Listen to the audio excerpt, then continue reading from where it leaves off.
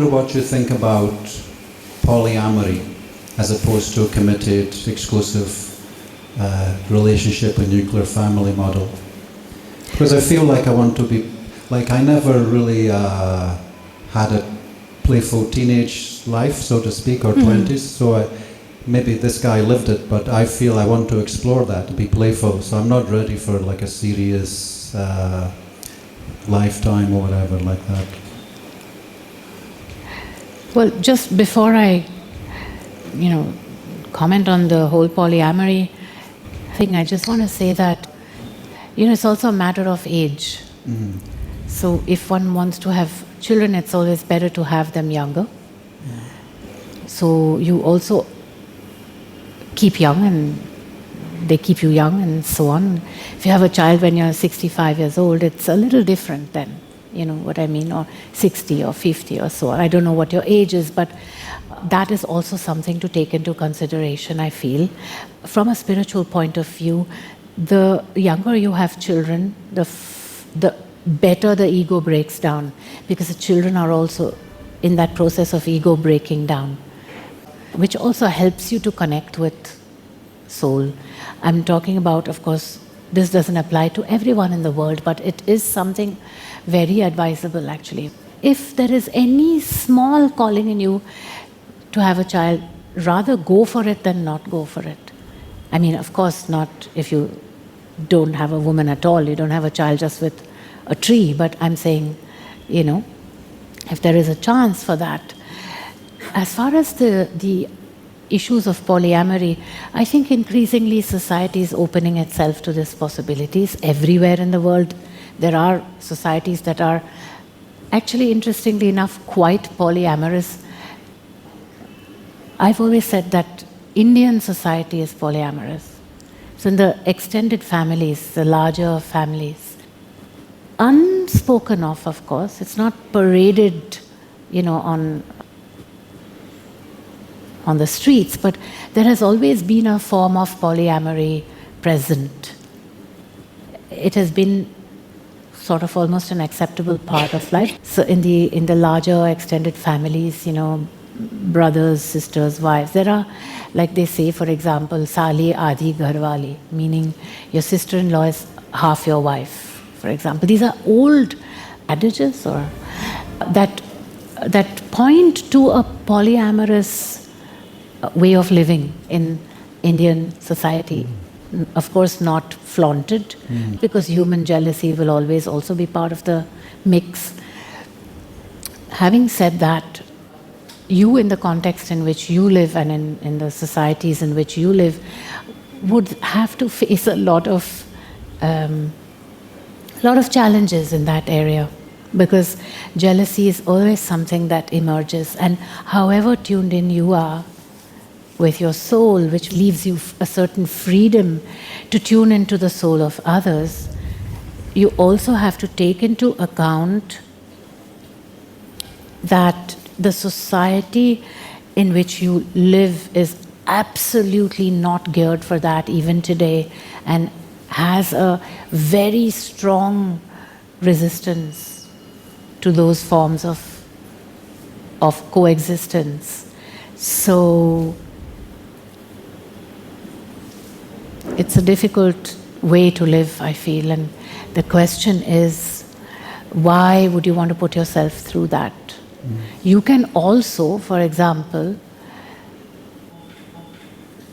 be with the same woman, and I'm not saying that from a moral standpoint, but just from a practical one, and imagine the different goddesses in her. That is also a possibility. That's what the Shaktas do. That is how their relationship with their wives are. Traditionally, they were trained to see the goddess in the woman they are with. Now, that is of course, a bit challenging, but the question is that if you are out there to experience sexuality with different people, you are also out there absorbing energies of different people into your system, and when you do that, it can corrupt the system. I don't mean corrupted in a conceptual sense, but energetically. It's also a dangerous game to play sometimes because women are very, very powerful. When a woman curses a man, basically he's doomed.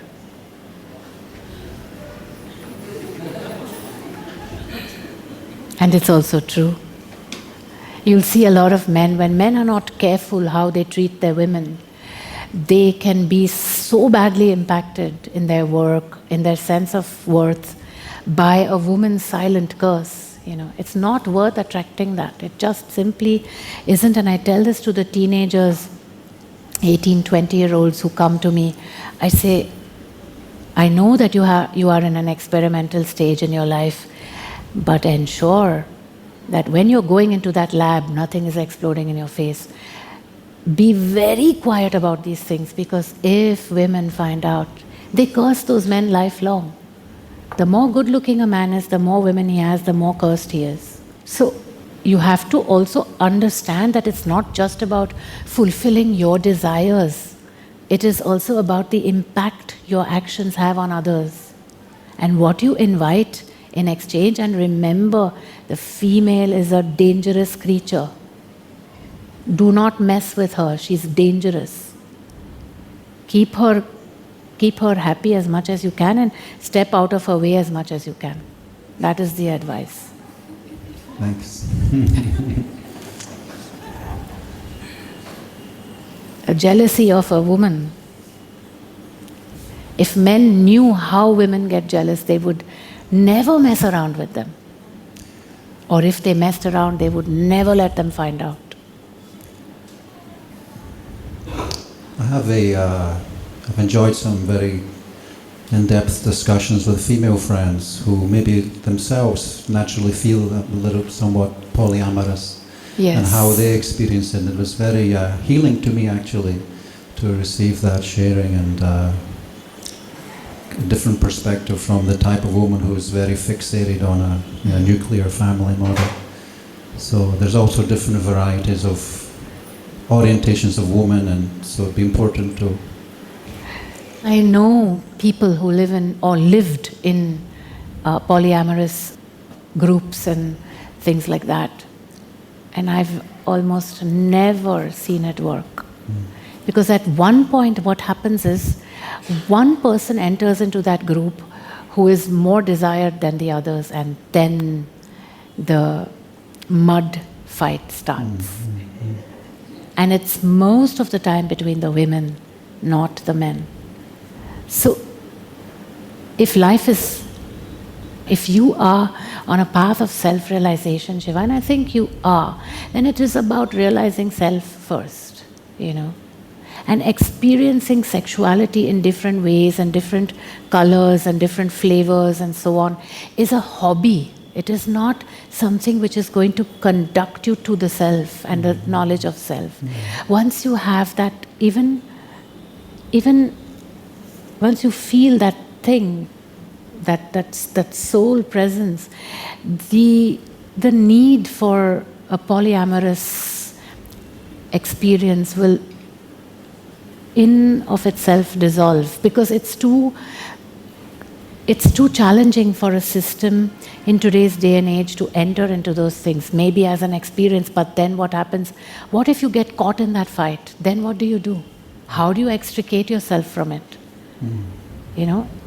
Finally, it's about realizing self, not about realizing different women.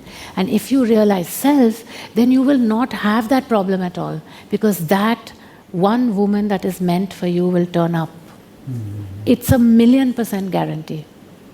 But first you have to feel the self.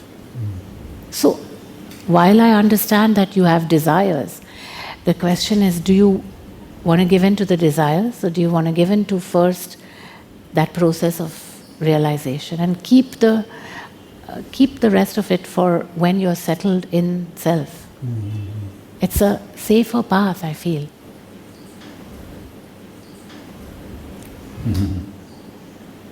And for women, it's a much easier thing, because women are the ones that cause the problems in those configurations, not men. Men are simple creatures. Women are much, much more complex and much more dangerous. So look before you leap. Good advice. Thank you. And the best is not to leap. Not to leap. Take baby steps.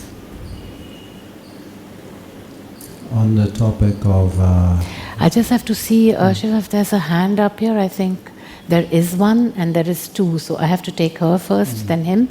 And then can I have you come back after that? Can I sit here? Yes, of course. You used to always sit right down in front of me before. Yeah, and then you went very far away as the... Safe distance. Yes. Yes. But if at all I'm dangerous, it's only to your ego, my